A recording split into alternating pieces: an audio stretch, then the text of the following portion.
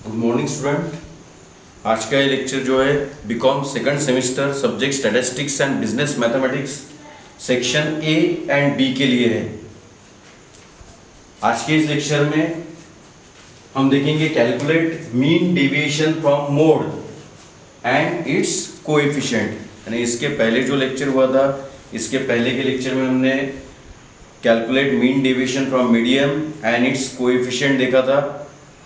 अब ये particular lecture में हम मीन डेविएशन फ्रॉम मोड और उसका कोएफिशिएंट देखेंगे। हाइट इन इंचेस दी हुई है 60, 61, 62, 63, 64, 65, 66, 67, 68, 69 एंड 70। नंबर ऑफ वर्कर्स दिए हुए हैं 10, 12, 15, 20, 21, 23, 20, 15, 10, 5 एंड 2।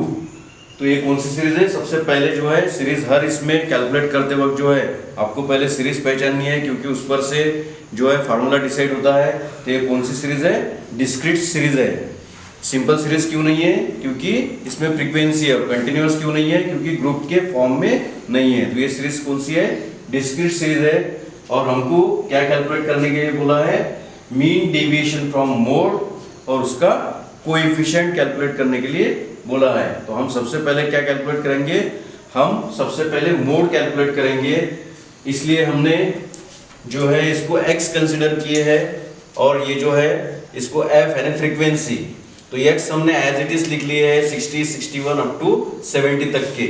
फ्रीक्वेंसी जो है वो एज इट इज हमने लिख ली है 10, 12, 15, 20, 21, 23, 20, 15, 10, 5 एंड 2। उसके बाद में फ्रीक्वेंसी के कॉलम के बाद में हमने कितने कॉलम बनाए हैं? 1, 2, 3, 4, 5। और उसके बाद वाला कॉलम हमने क्या बनाया है? Analysis table.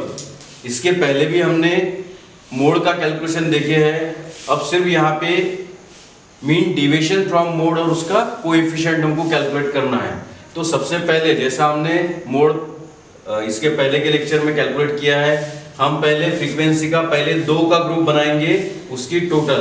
तो फ्रीक्वेंसी के पहले 2 का ग्रुप, उसकी टोटल 2 का ग्रुप। उसके पहले हाईएस्ट फ्रीक्वेंसी जो है उसका मार्किंग कर लेते हैं। हाईएस्ट फ्रीक्वेंसी कितनी है? 23। इसका साइज ऑफ आइटम कौन सा है? 65।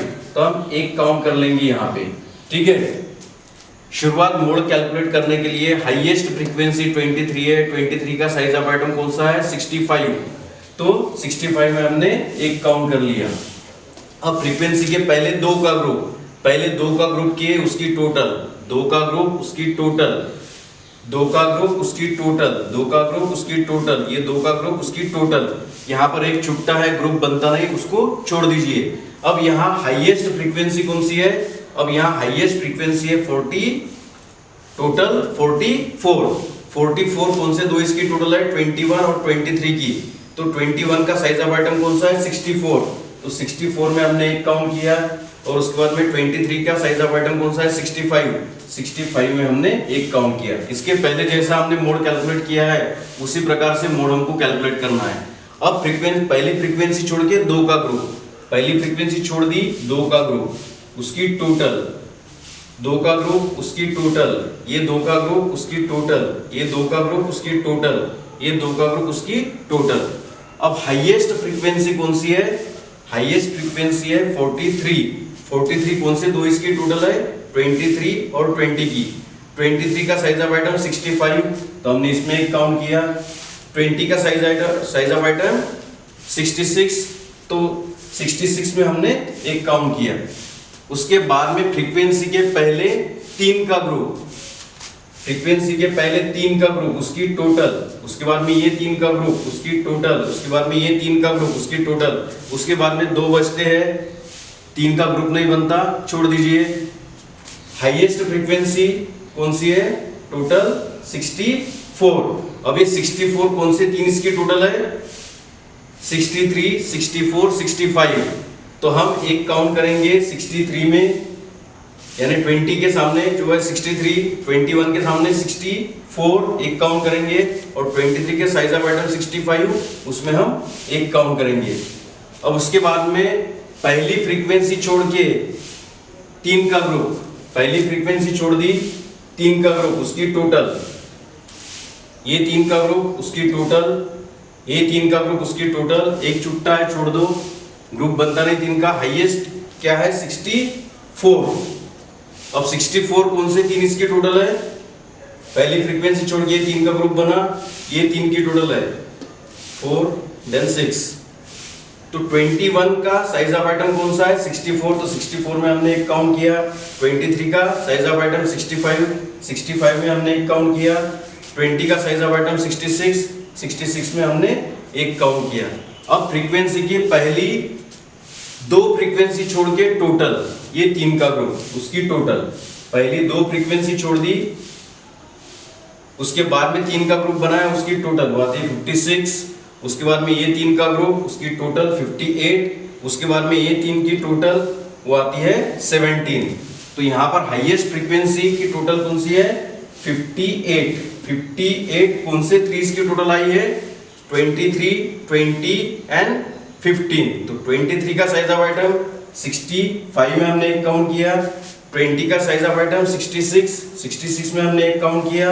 15 का साइज ऑफ आइटम 67 में हमने एक काउंट किया।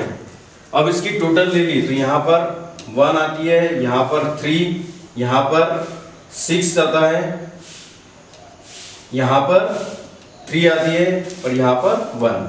तो हाईएस्ट फ्रीक्वेंसी जो है, हाईएस्ट टोटल वो कौन सी इसमें आ रही है 23 में, और इसका साइज ऑफ आइटम क्या है 65। Therefore mode equal to 65। लेकिन लिखते वक्त क्या लिखना है हमको, much square falls in the frequency of 23।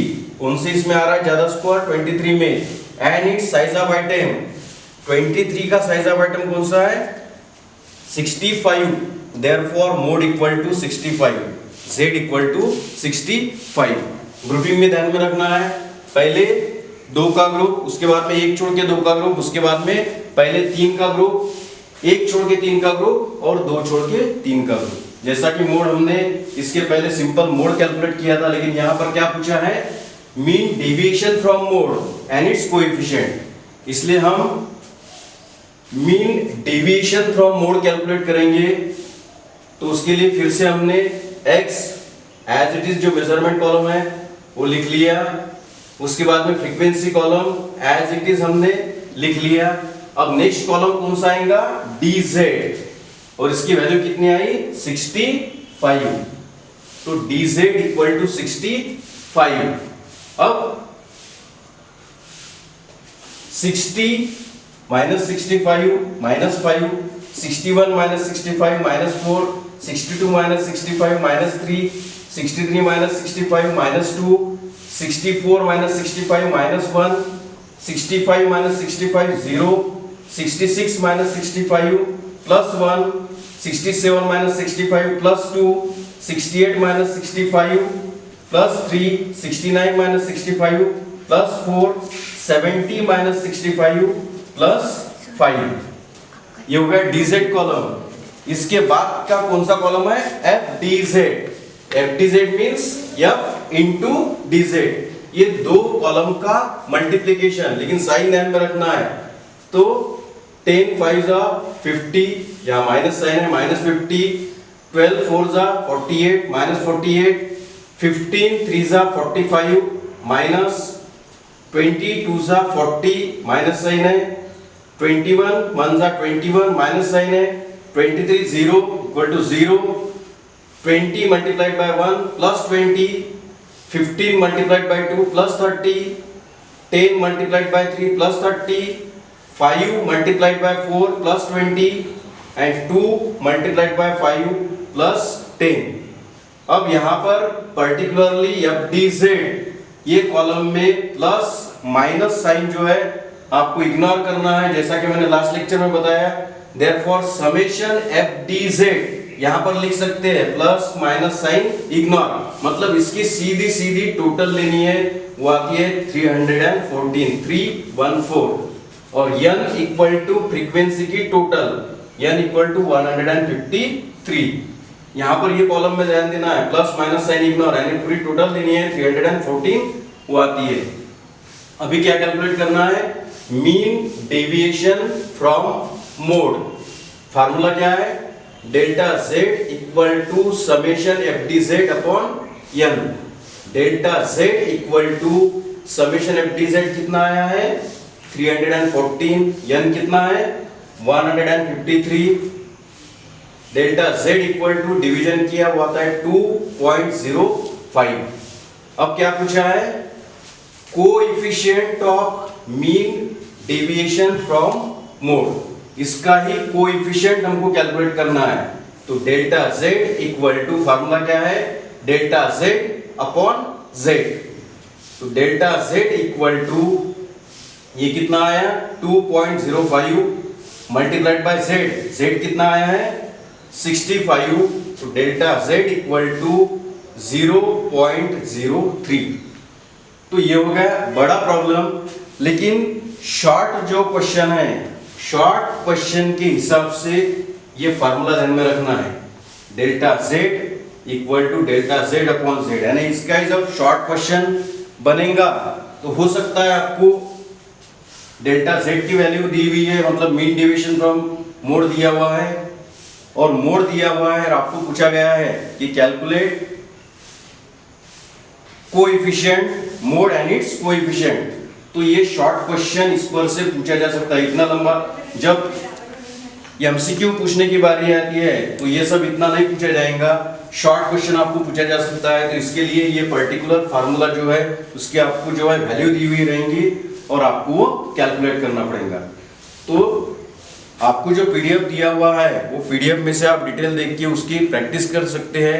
आज के लेक्चर के लिए इतना ही कंटिन्यू करते हैं, बाकी नेक्स्ट लेक्चर में कंटिन्यू करेंगे। Thank you.